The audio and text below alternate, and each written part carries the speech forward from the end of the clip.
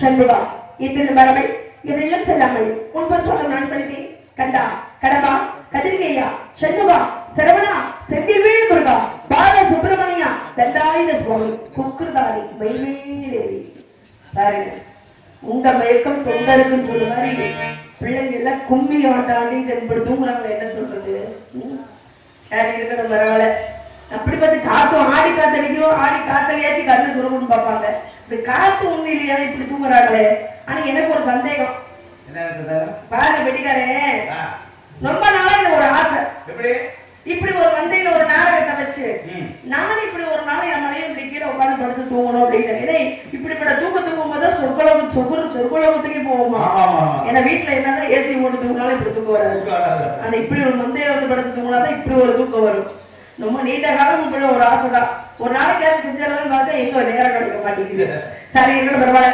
கண்டாகரவா கார்த்திகையா சண்முகா சிரவணா சத்தியவேல் முருகா பால சுப்பிரமணியா தண்டாயுத சுவாமி குக்கர்காரி மயில்மேல் ஏறி பாருங்க கலியுகத்தின் கதாநாயகன். அழகென்றால் முருகன், முருகன் என்றால் அழகு. அழகுக்கு சொந்தக்காரர் ஒரே தேவையானது யாரு? என் காலம் இன்னைக்கு வந்திருக்காரு வேல்முருகன். உங்களுக்கு தெரியுமா? நீங்களே யாராவது பாத்துருக்கீங்களா? நீங்க ஆடுறவங்களே மருதுக்காரே அண்ணன் தாவத்துக்கிற நீங்க பாத்துருக்கீங்களா? ஏன்னா எனக்கு மட்டும்தான் அவர் கண்ணுக்கு தெரிவார். கடவுள மட்டுமே வருவார், நிஜத்துல வரமாட்டாரு. அதனால 5 வயதிலேயே அரியாபுரத்திலே பிச்சோட கூட முருகப்பெருமான் அழைத்துக் கொண்டு வந்துட்டு இருக்கோம். முருகா முருகா முருகா முருகா கண்டனுக்கு கடவுளுக்கு ஆசிரியனுக்கு சண்முகனுக்கு சராசரனுக்கு செந்தில்வேல் முருகனுக்கு யாரும் சொல்ல மாட்டாரா? இல்ல சாப்பிடல. அது இன்னைக்கு மட்டன் பிரியாணி சிக்கன் பிரியாணி அடிச்சு வெளுத்தீங்க கட்டனுக்கு கடப்பனுக்கு கார்த்திகனுக்கு சண்முகனுக்கு என்ன வண்டி செஞ்சு போகுது என்னன்னு தெரியல. இப்படி ஆவணம் சொன்னா என்னங்க வருது? ஆமா சரி மேடம். என்ன கலியுகத்தின் கதாநாயகன் அழகென்றால் முருகன், முருகன் என்றால் அழகு. அந்த அழகு முருகனை வணங்கி விட்டு பட்ச வழியாக முருகா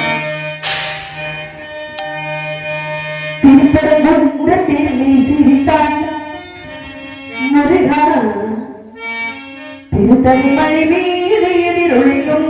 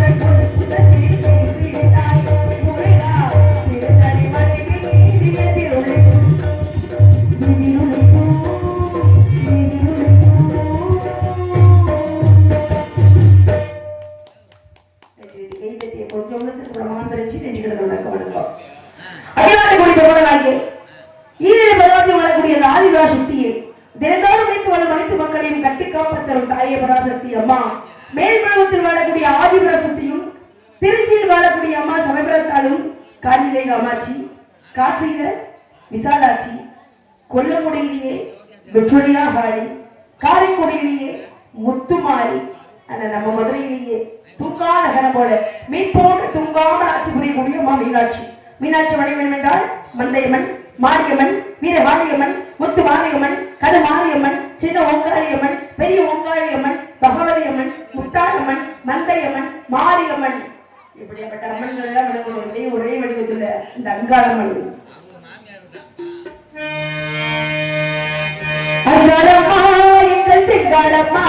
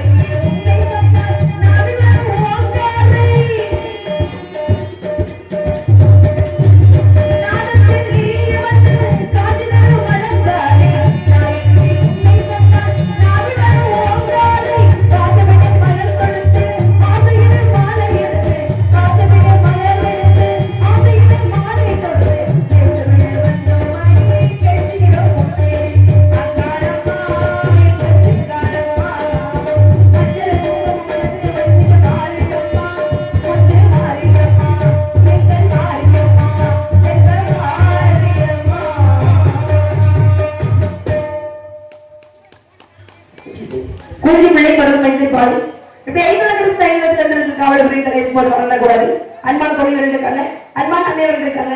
சிறப்பான இடம், அமைதியான இடம், அமைதியான மக்கள். ஏன் அமைதியான மக்கள் சொல்றோம்?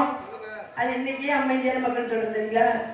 50 பேர் தூங்கிக்கிட்டு இருக்காங்க, அதனால அமைதியா இருக்காங்க. முடிச்சிருந்தா ஒரே சண்டையா இருக்கு பாருங்க. நம்ம போற ஊர்ல என்ன சொல்லுவாங்க, எவ்வளவுதான் வெத்து முட்டு நடந்தாலும் சண்டைகள் நடந்தாலும் மேடைக்குன்னா அடிச்சு முதைச்சு கிடப்பாங்க. நம்ம என்ன சொல்லுவோம், அதை இப்படிப்பட்ட ஒரு அமைதியான கிராமத்தை சத்தியமா பார்த்ததுன்னு பொய்யத்தான் சொல்லுவோம். ஏன்னா சொல்லிதான் நான் உண்மையாலுமே இங்க ரொம்ப ரொம்ப அமைதியா ரசிக்கிறாங்க. அப்படி அமைதியா ரசிக்கக்கூடிய நாடக கலா ரசிக்கிற அனைவருக்கும் மனமாக தெரிஞ்சு நெட்டிகள் வந்த வணக்கம் வணக்கம் வணக்கம் வணக்கம். வாய்விட்டு சென்றால் கைத்தட்டி என்பது உடலுக்கும் உற்சாகம், உள்ளத்திற்கும் உற்சாகம். பாருங்க, ஒரு பெண்ணாக இருந்தாலும் ஆணாக இருந்தாலும் என்ன பண்ணுவாங்க, சிரிச்சுக்கிட்டே சொல்லுவாங்க. பெண்களை பத்தி என்ன பார்த்தாலும் குரங்கு மாதிரி உட்காந்துருக்காங்க, சிரிப்பா உன்னையோட சிரிச்சுக்கிட்டே இருமா, பார்க்க அழகா மகாலட்சுமி மாதிரி இருக்கும்பாங்க. அதே மாதிரி ஆண்களும் அப்படியே மௌனமா உட்காந்து எப்ப பார்த்தாலும் ஏன் அப்படி வருத்தத்துட்டே இருக்கீங்க, சிரிச்சுக்கிட்டு சந்தோஷமா இருந்தா என்ன அப்படின்னு சொல்லுவாங்க. அப்படிப்பட்ட சிரிப்பு என்பது, புன்னகை என்பது ஆடு மாடு பெண்களுக்கெல்லாம் கடவுள் வந்து சிரிக்க வைக்கக்கூடிய தன்மையை, சிந்திக்க வைக்கக்கூடிய தன்மையை கொடுக்கிறார். மனிதன் ஒருவனுக்கு மட்டும்தான் சிரிக்க வைக்கக்கூடிய தன்மையும் சிந்திக்க வைக்கக்கூடிய தன்மையும் கொடுத்துருக்காங்க. அதனால நம்மளாம் எப்பவுமே எத்தனை காலம் வாழ போறோம்? முதல்ல பாத்தீங்கன்னா 100, 105, 110 வருஷம், 120 வருஷம்லாம் வாழ்ந்துருக்காங்க. ஆனா இப்ப அப்படி கிடையாது. 40 வயசுக்கு மேல வந்தாலே 1000. ஆனா எந்த நேரத்துல எது வருது? இப்ப பாத்தீங்கன்னா ஹார்ட் அட்டாக் தான் அதிகமா வருது. அது சின்ன பிள்ளைகளுக்கு தான் வந்துட்டு இருக்கு. அதனால இருக்கும்போது நல்லா சந்தோஷமா வாழ்ந்துக்கணும். எந்த மனசுல எந்த ஒரு கஷ்டமும் இல்லாம, யாரையும் நினைச்சு போட்டி பொறாமையும் இல்லாமல், எல்லாமே யதார்த்தமா இருக்கு. கடவுள் நம்ம எல்லாம் அமைக்கப்பட்டிருக்காங்க அப்படின்னா உலகத்துல எல்லாம் எந்த போட்டியும் பொறாமையும் இல்லாமல் வாழணும் அப்படின்றத மனிதனை ஒரே அறிவோட 6 அறிவோட படைச்சிருக்காரு. அது இல்லைன்னா பெரிய வசதி வாய்ப்பிற்கு 7 அறிவும், நம்ம இல்லாதவங்களுக்கு 6 அறிவும் கொடுக்கலாம். இல்ல ஏன் ஒரே சமமா 6 அறிவு கொடுத்துருக்காரு அப்படின்னா எல்லாம் சமம். பெண் இந்த உலகத்துல பிறந்த மாநிலங்கள் எல்லாமே சமமான ஆளுங்க அப்படின்ற ஒரே காரணத்தினால. இருந்தாலும் 5 வயதிலேயே அறியாபுரத்திலே பிஞ்சோடு நம்ம முருகப்பெருமனைத்து கொண்டு வந்தோம். அந்த முருகனை காதலிச்சு மற்ற வேலை ஆரம்பிப்போமா?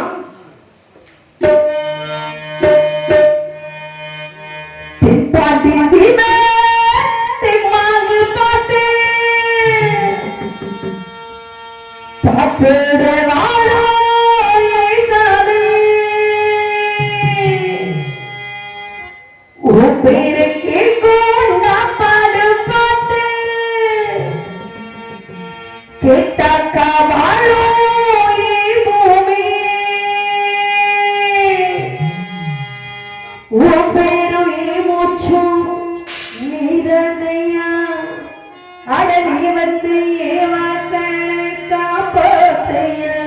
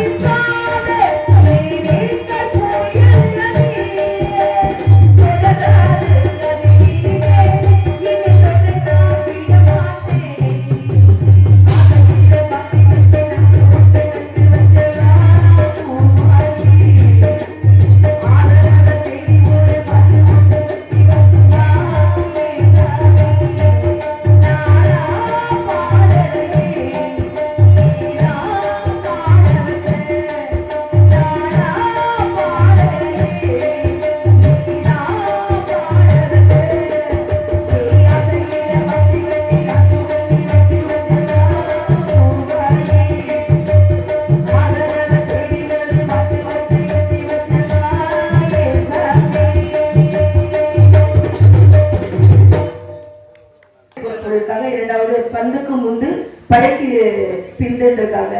இரண்டுத்துக்கும் பந்துக்கு முந்து படைக்கு பிந்து ஆடிக்கத்து அம்மையும் நடக்கும் அம்மையும் பறக்குங்கிறதா நடக்கும்னு போட்டிருக்காங்க. பரவாயில்ல இருக்கணும். இரண்டுத்துக்கும் விளக்கம் இருக்காங்க.